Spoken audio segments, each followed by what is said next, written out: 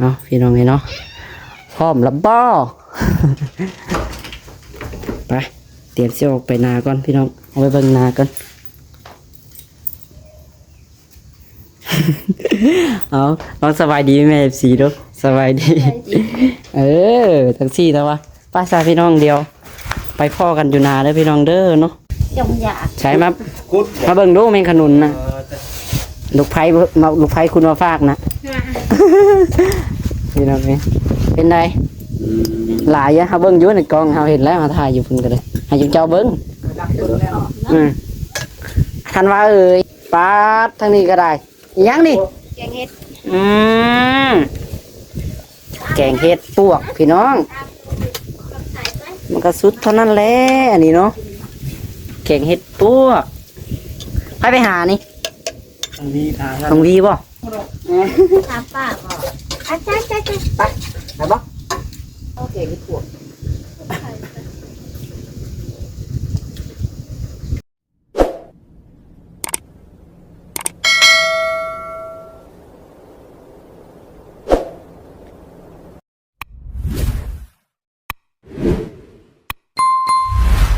พี่น้องเปิดภาพมาตอนนี้เนาะหลังจากเช้าฝนตกพี่น้องเอ้ยฝนตกอะไรได้หากระเช้ากะว่าจิชวนเพิ่นออกไปนาก่อนเนาะออกไปหาเบิ่งน้องวีก่อนพี่น้องเอ้ยน้องวีเพิ่นนั่นคือว่าแกงเฮ็ดถ้าบอกทางนั้นว่าจะออกไปตะด้นนั่นแหละพี่น้องเอ้ยเนาะพอดีฝนตก นี่น้ำยังไหลอยู่นี่แดดหากออกเมื่อกี้นี้เอาพี่น้องเอ้ยเนาะพร้อมแล้วบ่ ไปเตรียมเสี้ยวออกไปนาก่อนพี่น้องเอาไปเบิ่งนาก่อน เอาน้องสบายดีแม่สีดูสบายดี ทั้งสี่แล้ววะป้าซาพี่น้องเดียวไปพ่อกันอยู่นาเด้อพี่น้องเด้อเนาะนี่ก็บรรยากาศแบบแดดหาก็ออกเนาะเดี๋ยวน้องเราจะขออนุญาตไปนาก่อนบาทนี้มาพี่น้องมาทักทายเนาะสบายดีแม่สีบัดสุกูชูคดเนาะมาหดนาแล้วพี่น้องเนาะตอนนี้เดี๋ยวมาเบิ่งบรรยากาศอยู่หน้าก่อนอุ้ยดื่มกระแจดด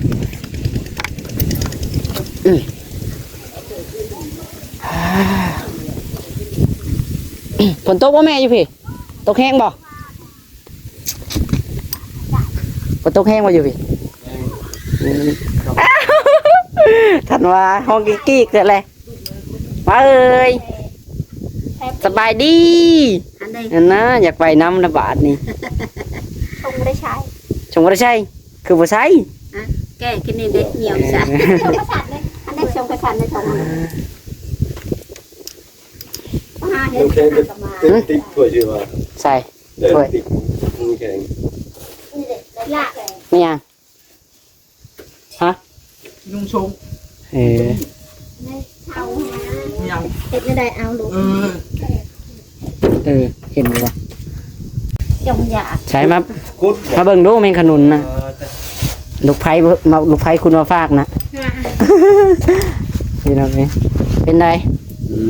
หลายอะเฮาเบิ่งอยู่ในกล้องเฮาเห็นแล้วเฮาถ่ายอยู่พุ่นกันเลยให้จุเจ้าเบิ่งคันว่าเอ้ยสบายดีไว้หันแน่ไปน้ำปลาไปไปบ่ สบายดีไหมลูกสบายดีไหมสบายดีสบายดีไหม อันแน่อยู่น้ำไผ่นะบอกว่าหยุ่มได้กันจับเห็นเลยก็ได้ หยุ่มได้เนาะอันน่ะนะพี่น้องนี่ปาดทางนี้ก็ได้ยังนี่ แกงเห็ด แกงเห็ดปวกพี่น้องมันก็สุดเท่านั้นแหละอันนี้เนาะแกงเห็ดปวกไปหานี่ตรงวีบ่โอ้น้องว่าเลยจ้ะไม่ได้ไปบ่บ่เอ้ยนี่อยากไปน้ำเลยอยู่ลำปางน้ำแหละลุงถ่ายคลิปอยู่ ลุงถ่ายคลิปอยู่พอดีแกงซุกนั่นนี่เนาะปลามาฮอดปั๊บดูจะกินแกงก็ไม่ด้วยอันนี้ แกงเห็ด ถ้วยกี่ถ้วย แกงเห็ดเนาะบ่พิษน้องดาก็ได้ ถ้วยไปใส่ เห็ด หาเห็ด น้องจ้อยออกมาพี่บ่ มาเลย ฮะ มาเลยจะกินข้าว มาเมื่อย วันนี้ไป เมื่ออะไร แกงเห็ดเมื่ออีก มาแต่เช้าได้ แม่นติ มีเพิ่นมาการนะมั้ง เออบ่ตอนนั้นคือว่าเฮาอันไปแปลงรถให้เพิ่นได้เพิ่นขี่รถเพิ่นเองบ่มาเออแม่นแล้วจ้ะแสดงว่าเพิ่นออกมาตอนแปลงรถแล้วจ้ะคิดว่าเพิ่นบ่ได้เอารถออกมาในรถสุดโซขาดเด้ กินโซดีรถเนาะ นี่มาหาลูกเลย หมดเลยไม่ใช่ เอานั่งไม่เพิ่นยืนอย่างนี้ไม่นั่งอยู่เตียงบ่ได้นั่งอูก็นั่งนะนั่งอูนะไปมาทันวาพุ่น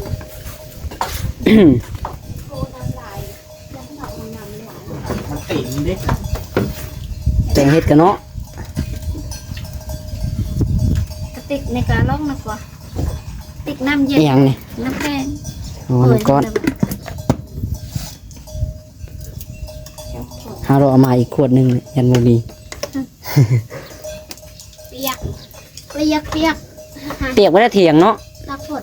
เห็นนะ เดี๋ยวเทิง แน่นอนนะ หน่อยนึงมันบ่ได้ลมบ่ได้ติอยู่นี่บ่มีลมบ่ได้นำมันแม่อยู่เฮือนปอโตฝนแห้งอันนี้เนาะจากกล้าปงแล ออกละ เริ่มออกแล้ว ออกหัวล้านเนาะ เราเอาหัวล้านให้พี่น้องบนเขียวบนบุเขียวบนเขียวบนบุเขียว มีน้ำมีน้ เป็นเยี่ยงเอา ขุดเด้ เป็นเยี่ยงอะไรได้แต่เป็นเอาเป็นเยี่ยงเอา การเป็นเยี่ยงน่ะได้เยอะแหงได้ได้ ำเมื่อย ขนาดคุณยังได้สำนีแล้วเนาะ เมื่อยไปเยือนไป เขาขั่วอยู่เพื่อนกับบักหลายเนี่ย แข็งเนี่ยเนาะ มันแก่หนาเลยตกแก่ตกอ่อน เอาไปดีไว้เห็นบ่ ไปน้ำ กัดลีนใช่ไหมจะได้กระหายได้จะหน่อยกับทะเบิงหมูเบเอานะจะได้กระหายแล้วเนาะนว่าเนาะนั่ง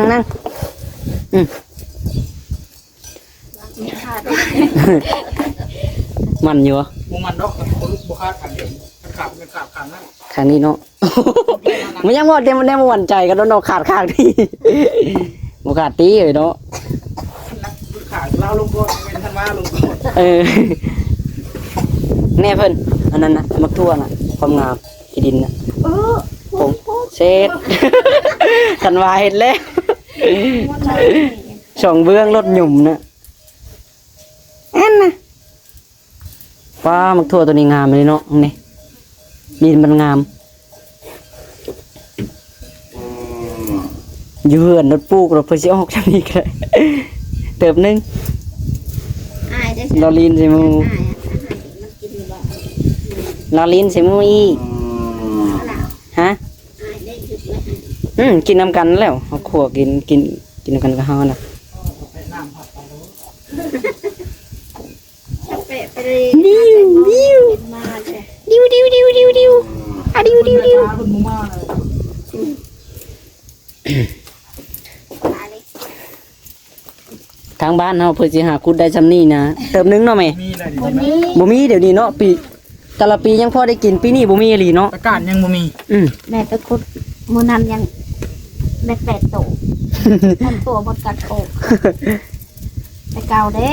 ว่าแต่เก่าน่ะพอได้กินเนาะแต่บ่ถึงขั้นหลายปีกายยังพอได้อยู่พี่น้องตกมาปีนี้บ่มี บ่มี นับเบ่แล้วแถวบ้าน แล้ว เฮา เราเป็นดงลูก ฮะ มันเราเป็นดง โคกเป็นโคกว่าเพิ่นบ้านแต่เพิ่นบ่เพิ่นโคกนั่นเนาะเป็นดินแบบคล้ายๆโคกแม่นโคกแรงนะง่ายๆฝนยังไม่ตกแล้วทางบนน่ะ ขอโทษ ยังบ่ได้ตกได้ยังไม่ตกจักเทื่ออะไร อ่ะมันคือออกกัน หมดเวลามัน มันโหดเวลามันเด้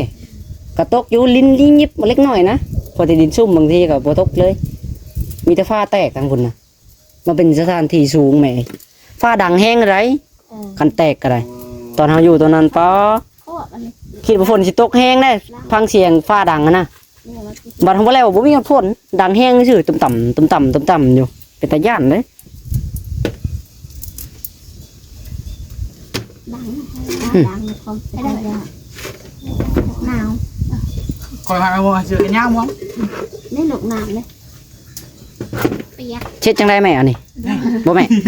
บ่แม่แม่งขนุนจะเช็ดจังได โคกิน ขั่วบ่ใช้ว่าสิแกงนุ้ยว่าสิแกงน้ำ แมลง แมลงพุ่นอืม ตามเนี่ยเกาะเป็นตามเลย มีสารยอดคนแค้นได้บ่ เด็กช็อกหมด ในสองยอด แล้วกันไปเหล่าหาทางคุณได้แล้ว กันเข้าไปทางดงเนาะ อันนี้เป็นฝนตก ฝนตกแล้วมั้ย ไม่ทราบยอด เพราะอะไรขอนแกนสองน้องใหม่สาม น้ำใหม่ก็3ยอด ไปหาฝนตกก่อน พอแล้วสันออนยังหลายก็ดอก นี่ เนาะ ละสองนี่ละสามเนาะ คนยอดคนแค้นก็2ยอด3ยอดน้ำใหม่ก็2ยอดอ๋อ เจอแมลง บ่ต้องเอาหลายเนาะธันวาเนาะ นี่มันอยู่กับป้ามันยิ้มแป้นอยู่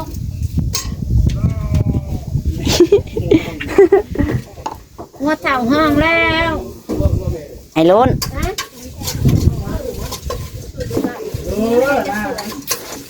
สารมัดผมบ่ได้มาบ่น่าคือบ่นี่ไว้ แต่หน้า เฮ็ดหยังธันวา แล้วสิไปนั่นแหละ อืม เบิ่งสิ อยู่น้ำปลานั่นแล้ว เบื่อแม่ขนุน อายุน้ำปลานั่นแล้วอายุน้ำปลานั่นแล้วผมตกขี้ดินนะ จางด้วย อืม ว่า จะไปนั่นนะมัน มาโดนว่าเกิดอะไรใหม่ นี่ยธันวาบ่ธันวาอยู่กับพายใจแม่ผมไป อยู่กับพ่ออ่า มันจะพ้นตกหยาดนี่หยาดแล้วกระดังนอนดีถึง ย่านว่าฝนตกก็ได้รู้จักย่านว่าขี้ดื้อนี่ก็ได้มาว่า ยอดแล้ว ตึ๊ เสียงดังครึ่งแล้วโอ้มแล้วทุบตี อืม ดังว่าแตกตึ้งแล้วตีเลยแหละ ตึ้มวันหนึ่งกันนั่งแต่เอามิดเนาะนั่งข้างจะดูอยู่ได้เนาะ เดี๋ยวเรานี่ได้ลายเต็ม เขาก็ได้หาหน่อยคือไปหลอก ว่าที่สองคนจะได้ลายเนาะขึ้นในใจ เอียงเสเว้าเลย เขายังดู อ๋อ เห็นลายมือเติบ ตามป้าบอกอาจารย์ ไปบ่ไปบ่ มุกเงิน มึงไปบ่ จะในโซนไหน ไปปรุงไว้จังหน่อยหนึ่งเนาะเดี๋ยวจะมาใส่คลิปไหม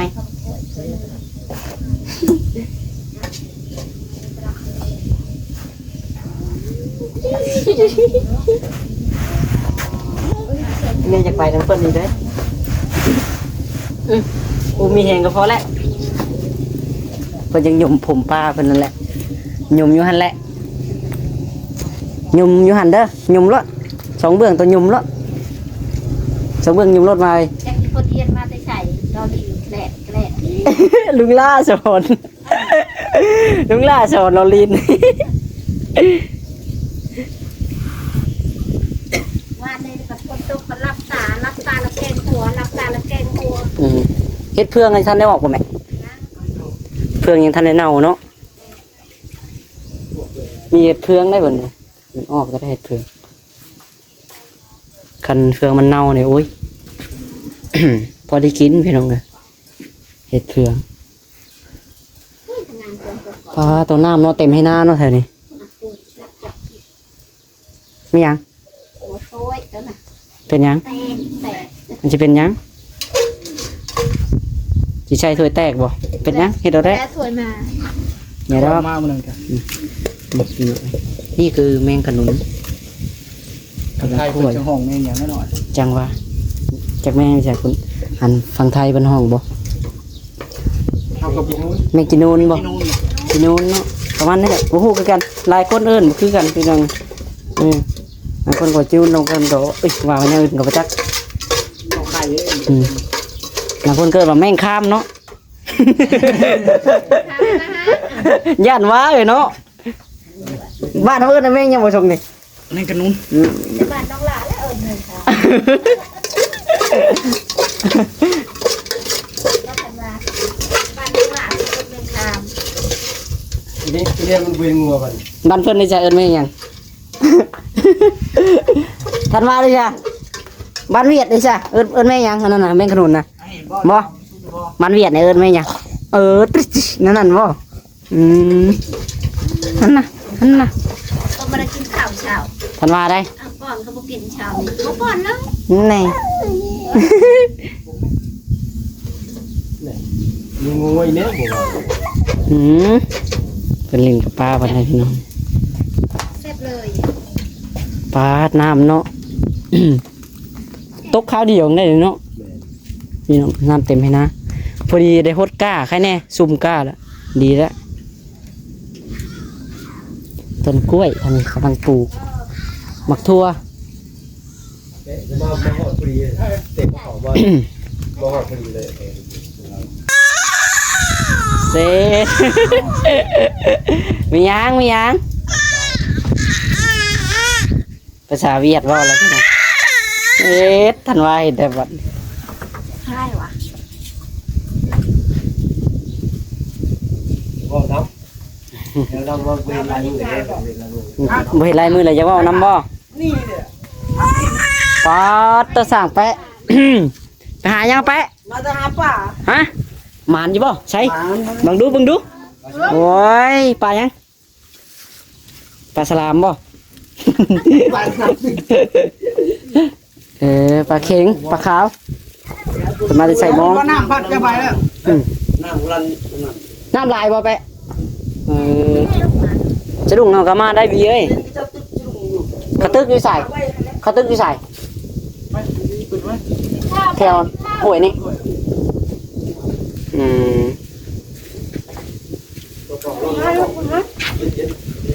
หายปลูกไม่ได้จักดอกโยม โอ้ยเป็นมันนั่นโหเสร็จข่อยแล้วว่ะ จะมานอน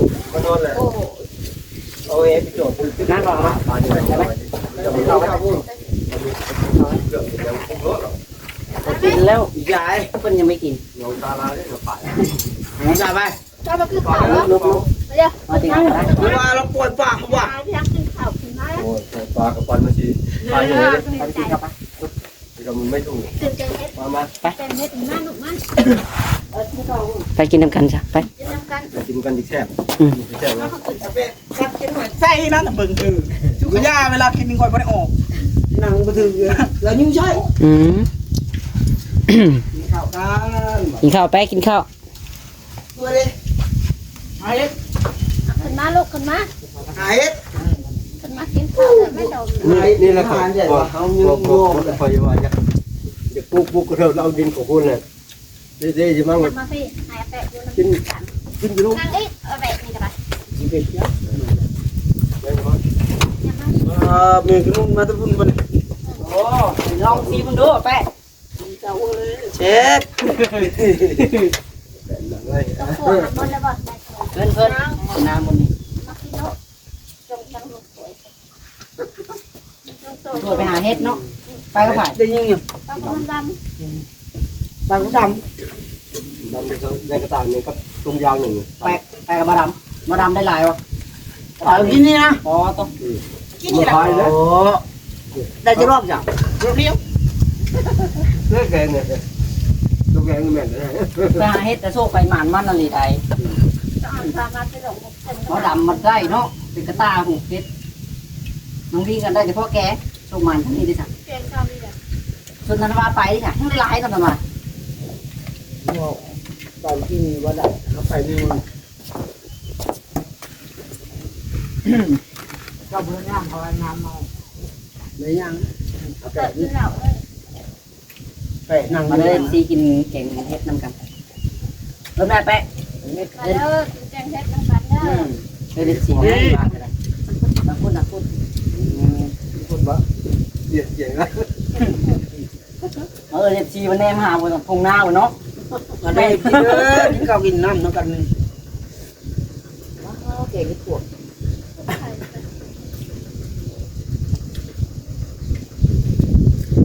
วางเลยอย่ามาถึงแล้ว สั่งมานี่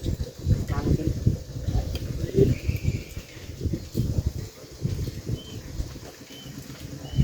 ใส่ย่าง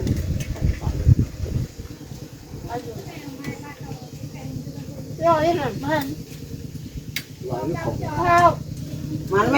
ดับแล้วเฮ็ดอีกกิน ให้ได้ เมื่อไง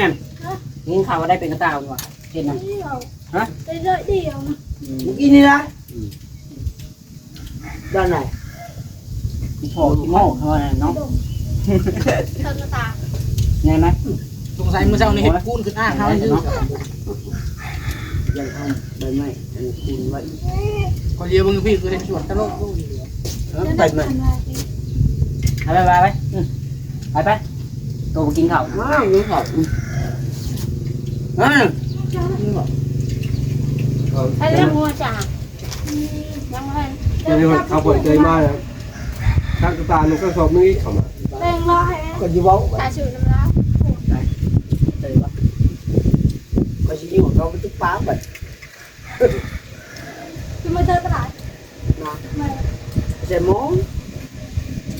ปลาแล้วก็สอบเนี่ยนี่ เบิ่งหมูไปหาได้เนาะมันเอาไปนะ พอดอกเดินตกเฮียงเด้อเนาะนี่เกี่ยวกับพยองน้อยเกี่ยวมีอ่ะ เอาไปหาได้บ่นี่บ่แปะเอาไปมีให้คักทั้งได้หลายเหมือนโอ้ย ปากกระใบอิ่มนี่เนาะ ถ้าเบิ่งเอาไปนี่กัน มันตกมีร่างดอกมันเลี้ยงข้าวครับ นี่ก็ยุ่ง มีแต่ยุงไปเลยยุงคมย่านแต่ยุงคมไปป่าไป ยุ่ง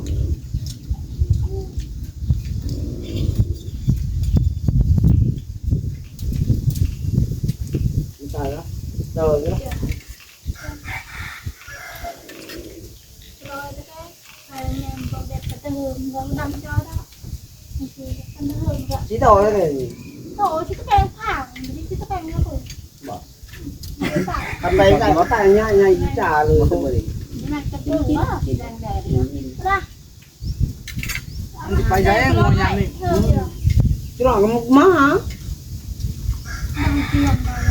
เบิ่งรถ mình ขนาดชั่วเลยตะเบิน mình bảo đi mi ba cái cỏ hả mình còn má dẹp còn dẹp được à หน้า ส่งลบก็แล้วจะลาบอก cỏ của bún nhau đấy cho một quay cái người kinh cả đâu rồi bắt rồi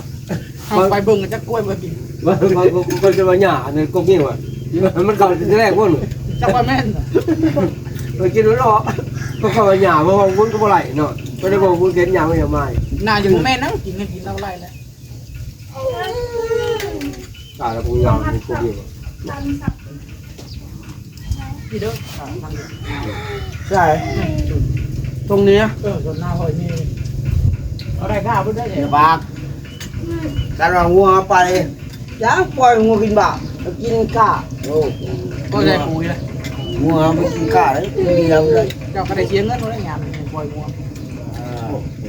นี่เป็นลูกก้าแล้วพบเด็ดตามใส่ปุ๋ยมาเลยเราซื้อรางวัลไปเอาไปจนตรงนี้นะ ไม่จะรอเลย กินแบบกินไว้เลย คนเราเราอ่าน อันนี้ไปกินไม่ได้หลายนะอยู่บ้านยัง เราอ่านตักก็กินเพียงตรง บ่กินอยู่บ้านอยู่ปุ่นกันแนวนี้บอกเขาชาไม่เท่าหรอก เคย เท่ากับวันนี้นี่กินทองครับ อ๋อหรอกเคยมันเคยกิน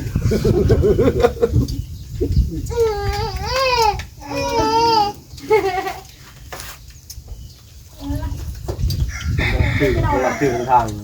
ตื่นตรงจะใส่โซ่เขาเลย จะเลยไว้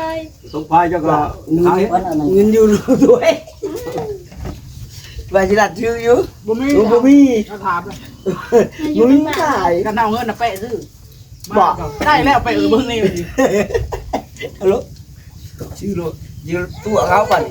ดอน เจ้าแล้วเอาเงินจัง บ่แล้วตัวเขาอ่ะดอนทางเด้อก่อนเอา ไปได้บ่ไป เห็นหนอกใต้ดงเลยเขาเปิดเจอเก่า เห็นบอกว่าเช็ดข่อยน้องบ่พอจักดอกไปบ่ได้กันไปโอ้ ไปมีเด้อไปป่าใส่นะไปมาบึงไป เอากลับไปกัน สาวพี่น้องโอเควันนี้สำหรับคลิปนี้ก็สิขอตัวลาไปก่อนเนาะจังไดก็อยู่ดีมีแฮงเบิดสกูสุกดพี่น้องเอาเราเบิ่งไปในเราเบิ่งบรรยากาศแถวเถียงนาก่อนพี่น้องจะเล็กจะหน่อยเนาะแต่ก็จบคลิปพี่น้องเนาะ นี่แหละโอ้ตัว อันนี้บ่ใส่ผักกาดจาดไหมนะบ่แม่อันนี้บ่ใส่ผักกาดจาดไหมนะเออซื้อมาเมื่อเช้านี้พี่น้องก็3 แผ่นเหมือนเนาะ